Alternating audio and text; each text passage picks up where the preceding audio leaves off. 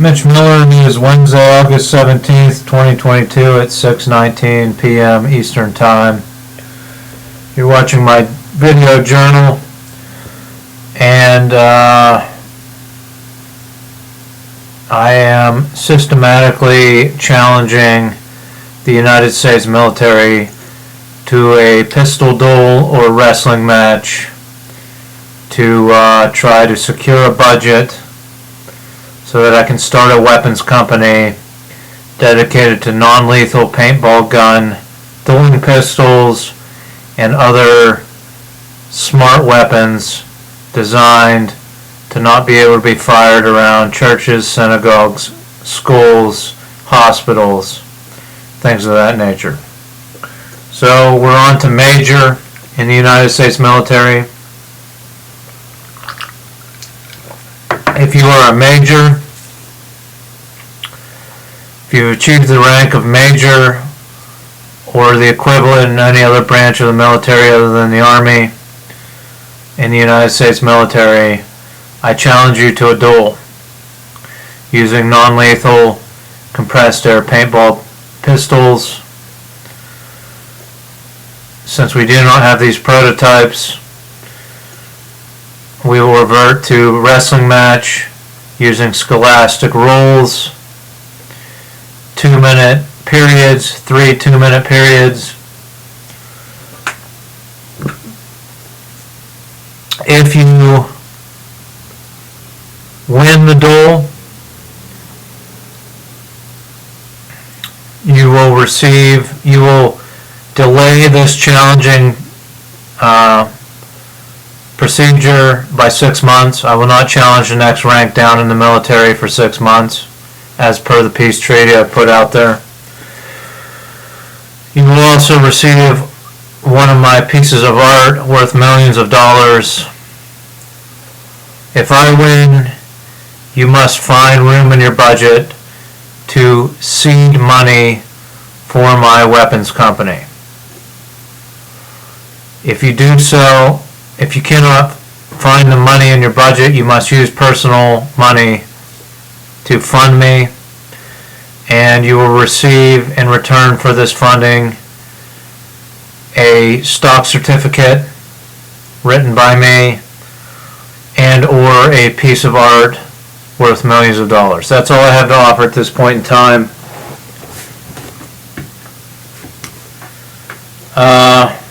If you do not accept this challenge, if you do not contact me,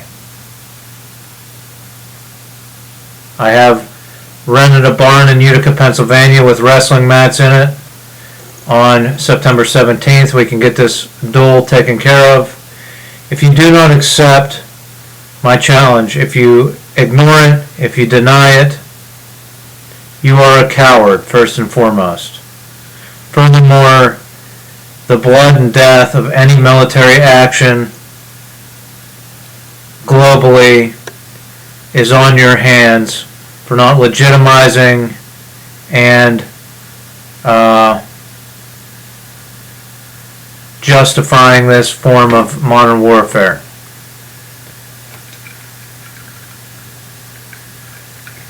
For not validating this form of modern warfare, which uses marksmanship, which is trained in every military, and hand-to-hand combat trained in every military. So it should not be a stretch to accept this form of warfare. Today I was going to talk about my idea for a fast food chain that uses plant-based meats, but I'll talk about that further down the line. Today I'm going to talk about the order: skull and bones.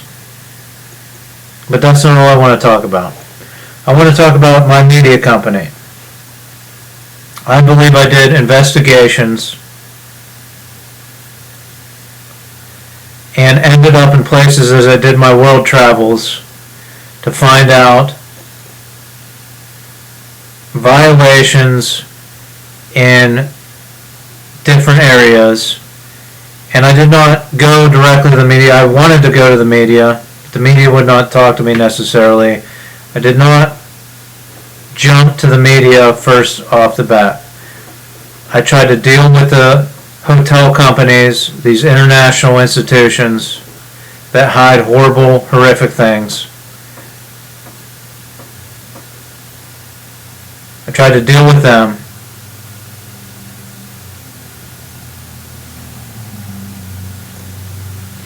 And I tried to publish my findings in different ways, and I'm still going to publish these findings.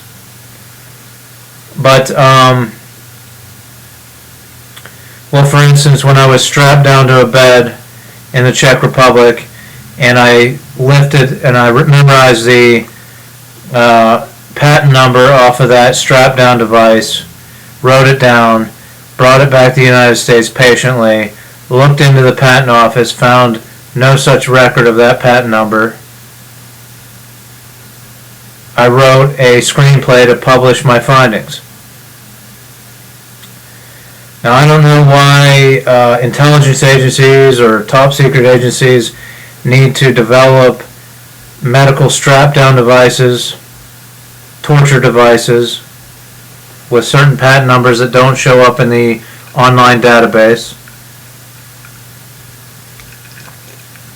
But I'm willing to work with you to find out why you found that necessary. What was your rationale? Right? I'm not one of these conspiracy theorists, these United States conspiracy theorists, that will say anything to rile up the public and make millions.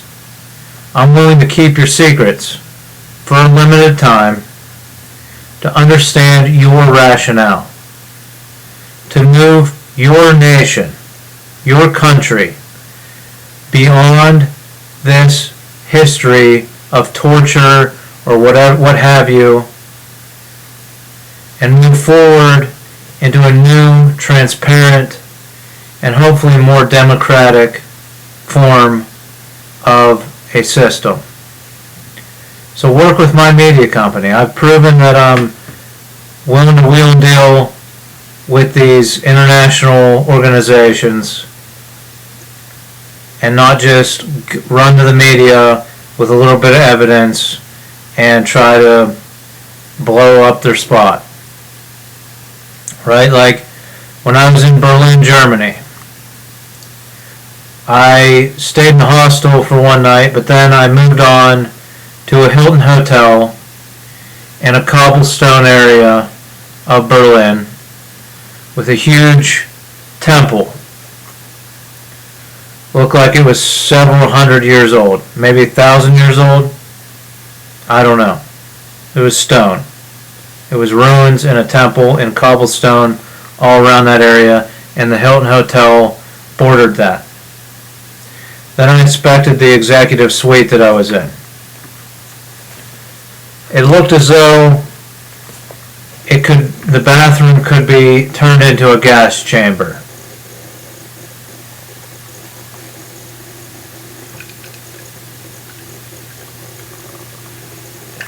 And it seemed as though the drainage system in the bathroom was well equipped to dispose of large pools of blood.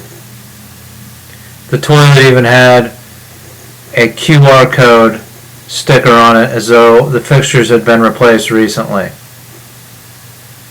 My theory that I formed, that I've never disclosed this, was that the order, and remember, Skull and Bones, I grew up in Utica, Pennsylvania, 2 miles from Route 322. Just a short journey from Route 322. I grew up out where there was very little radio signal so that my brain could become accustomed to your secret order and its Wi-Fi signal as I progressed through my career and ended up in Pittsburgh. My theory is that the Skull and Bones or some other cloak and dagger secret society in Germany or possibly the United States, since Hilton Hotels is a United States company, they have secret ceremonies near this ancient ruins in Berlin, where they hire a prostitute or prostitutes and they sacrificially murder them in the Hilton Hotel.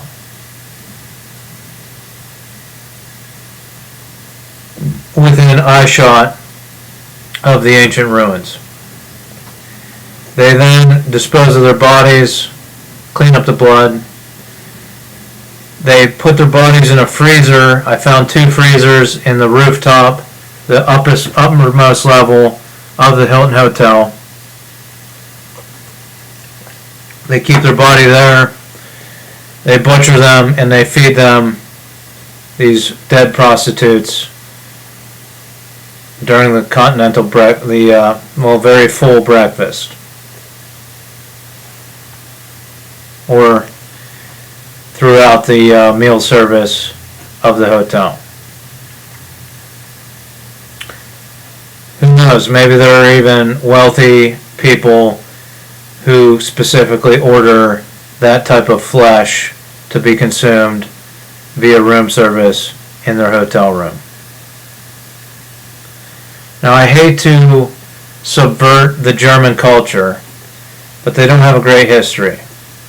I love Germany. I think it's a beautiful country, and I think they're very nice people, and they're trying to move beyond what happened during World War II. But I saw the seedy underbelly of an American institution operating near ancient ruins in Berlin. Cloak and Dagger, The Order, Skull and Bones. Who knows what's going on there, but that's my theory. That's why I had to get out of there. I almost didn't pay for my hotel room because of the theory. The radio waves kept undulating the theory, and eventually I thought the staff and everyone in the hotel was in on it, and that's why I thought they would just forget that I didn't pay for my room. Now, they said they'd call the police. Maybe they wanted to report my findings when I climbed out on their roof and I found these hidden walk-in freezers that I did not go into and verify whether there were human remains inside.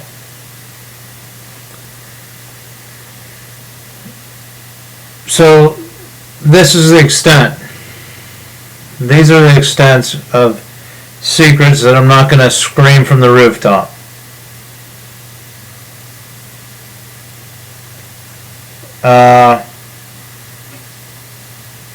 That I am willing to work with any nation to figure out how to best frame your country into a progressive way so that we can move beyond these ancient orders and secret societies and be transparent and upfront with our dealings.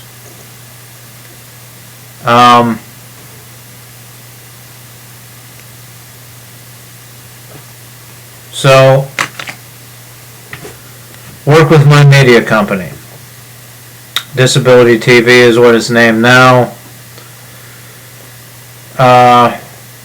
Look, I realize that people blame dictators for having absolute rule in a country, but let's face it, there are psychologists and doctors with twisted minds running facilities that these dictators may not even know about, doing experiments on people that they are not aware of.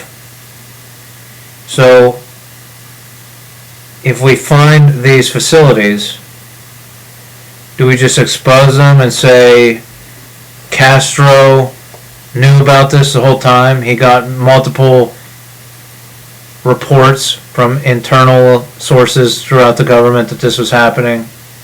If that's true, then we'll figure out how to break that gently. But if it's not true, people take advantage of extremist situations.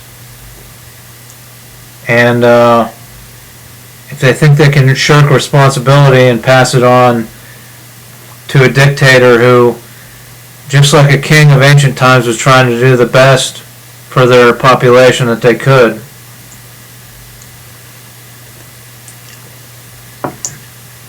there are twisted minds everywhere.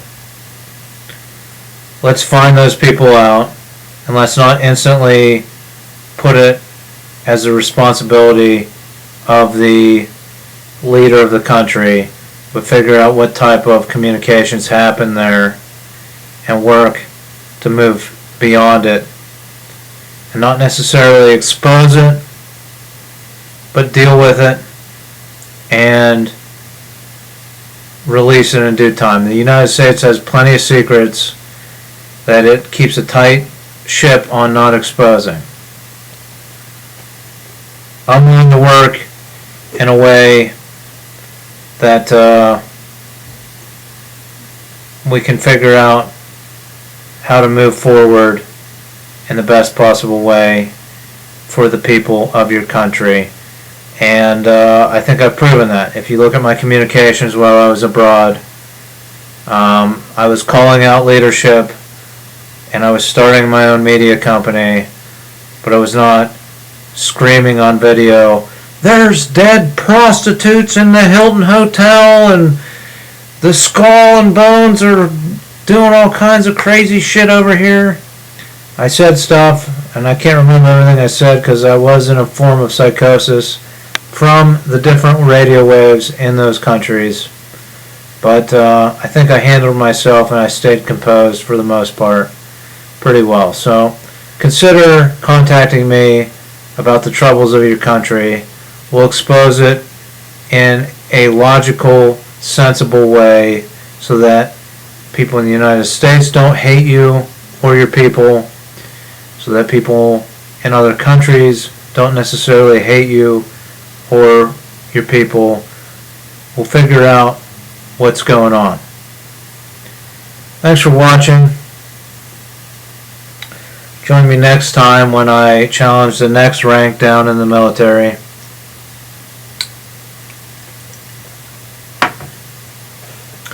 And maybe I'll talk about that rodeo burger idea I have. It's a good idea.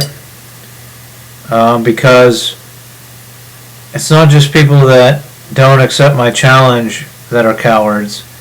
It's people that hire farmers to kill all of their meat for them and don't pay them extraordinary wages to do so.